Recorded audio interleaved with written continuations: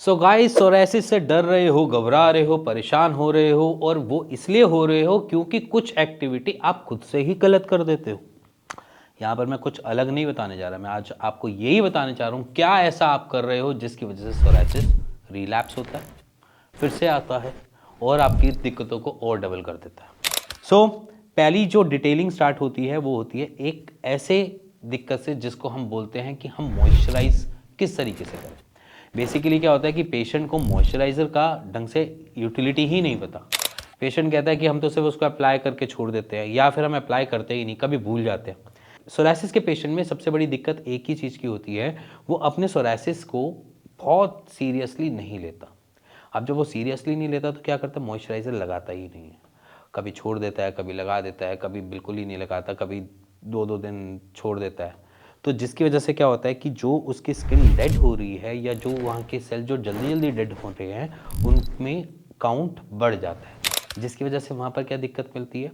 वहाँ पर दिक्कत मिलती है जो डेड सेल्स हैं वो एक तरीके से वहाँ पर कलेक्शन बनाना चालू कर देते हैं, और उस कलेक्शन के बाद इचिंग चालू होती है, और जब वो इचिंग चालू होती है तो वो हमें दिक्कत देती है। अगर वो मॉइस्चराइज रहेगा तो वहाँ की जो स्किन जो डेड हो रही है वो अपनी लेयर से धीरे धीरे उतरती रहेगी, पहला पॉइंट। दूसरा, और अगर वो नहीं उतर पा रही है, कलेक्शन कर पाएगी, तो वो आपको दिक्कत पड़ेगी, आपकी प्रॉब्लम्स इंक्रीज करेगी। उसके साथ क्या होता है, मॉइस्चराइज जब आपकी स्किन पे बना रहता है, थोड़ा मॉइस्ट बना रहता है, तो उसमें हम देखते हैं कि बैक्टीरिया या कोई ऐसे इन्फेक्शंस भी कम मिलते हैं, क्योंकि मॉइस्चराइज़र जो होता है बेसिकली ऑयली सब्सटेंस का थोड़ा सा कंटेंट रखता है अपने साथ। जब वो ऑयली कंटेंट आपकी किसी भी लेयर पे जाती है तो इन्फेक्शन होने के चांसेस को थोड़ा सा कम कर देती है। सेकंड आती है एक पार्ट जो हम डेली रूटीन में देखते हैं, सोरायसिस के पेशेंट करते हैं, हार्श केमिकल को यूज़ करते हैं। सो गाइस, सोरायसिस में बेसिकली अगर अप्लाई करने वाली चीज़ें हैं तो उसमें एक सबसे पहली चीज़ मैं हमेशा रिकमेंड करता हूँ सिया के प्रोडक्ट्स। सिया के प्रोडक्ट्स में आपको मॉइस्चराइज़र में मिल जाता है, दूसरा आपको यहाँ पर मिल जाता है बॉडी वॉश जो बहुत माइल्ड है, जो बेसिकली बनाया ही सोरायसिस के पेशेंट के लिए गया है कि जिसकी वजह से ना ड्राइनेस हो, ना उनके सोरायसिस बढ़ने में हेल्प करे, बल्कि वो कंट्रोल करने में भी हेल्प करता है। तो यहाँ पर सिया की किट आप यूज़ कर सकते हो। इसी के बाद एक और पॉइंट आता है ओवर स्क्रबिंग की। बेसिकली क्या होता है, सोरायसिस का पेशेंट ना अपने से थोड़ा सा परेशान ज़्यादा होता है। जब सोरायसिस का पैच बनता है तो वहाँ पर खुजली करने का मन करता है, और जब वो इचिंग करता है तो उसको अच्छा लगता है। इसलिए वो क्या करता है, जब नहाने जाता है, जब वो वॉश कर रहा होता है बॉडी को, तो ओवर स्क्रबिंग कर बैठता है कि वहाँ पर अच्छा लग रहा है, मज़ा आ रहा होता है उसको, तो वहाँ पर ओवर स्क्रबिंग कर देता है, जिसकी वजह से उसकी दिक्कतें और बढ़ती हैं। जहाँ पर ओवर स्क्रबिंग होती है तो वो अपनी उस स्किन को बहुत हार्शली क्या कर रहा है, डेड तो कर ही रहा है, बल्कि आपके अच्छे जो सेल बन भी रहे हैं, जो न्यूट्रलाइज कर भी रहे हैं उसको भी वो मानना स्टार्ट कर देता है, उसको भी हटाना चालू कर देता है। इसलिए मैं कहता हूँ कि ओवर स्क्रबिंग एक बैड हैबिट है, तो ओवर स्क्रबिंग या इचिंग नहीं करनी है। इसके बाद जो सोरायसिस का पेशेंट जो गलती करता है उसमें सबसे बड़ा पार्ट आता है डॉक्टर कंसल्टेशन का। चाहे आप कहीं से भी ट्रीटमेंट ले रहे हो, चाहे अपने आसपास किसी भी ऐसी जगह से ले रहे हो ट्रीटमेंट सोरायसिस का जहाँ पर वो आपको एलोपैथी ही रिकमेंड कर रहा है, फिर भी आप अपनी अपॉइंटमेंट को नहीं छोड़ोगे। उसमें क्या होता है, क्योंकि आपकी रिक्वायरमेंट आपको नहीं पता, क्योंकि अगर एलोपैथी डॉक्टर भी या कोई होम्योपैथी या फिर आयुर्वेद प्रैक्टिशनर भी आपकी उस सिवियरिटी को देखकर आपकी डोसेज में ऊपर नीचे करता है। बेसिकली क्या होता है, मोस्ट ऑफ द सोरायसिस का पेशेंट या तो एलोपैथी के पास मेथोट्रेक्सेट ले रहा होता है, या फिर कोई स्टेरॉयडल चीज़ें ले रहा होता है, जो इम्यून सप्रेसेंट ले रहे होते हैं।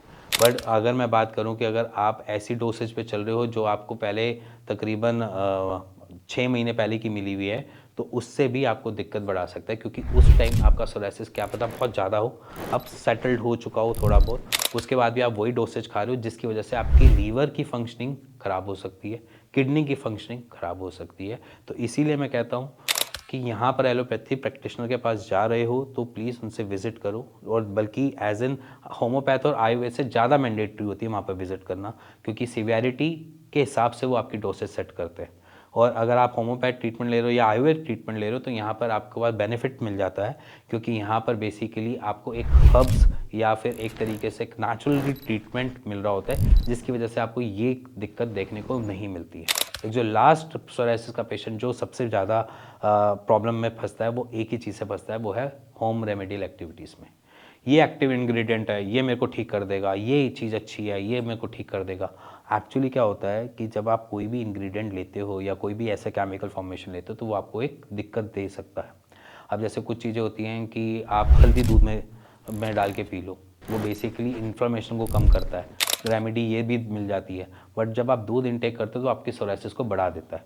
डेयरी प्रोडक्ट्स इसलिए बंद किए जाते हैं, मना किए जाते हैं। इसी के साथ कुछ रिकमेंडेशन होती है सोरासिस में कि अगर आपको कुछ यहाँ पर हो रहा है तो यहाँ पर एप्लीकेबल चीज़ें लगा लो, कोई सी भी एप्लीकेबल, वो एलोवेरा जेल बोल देते हैं, कोई आपको कुछ बोल देता है।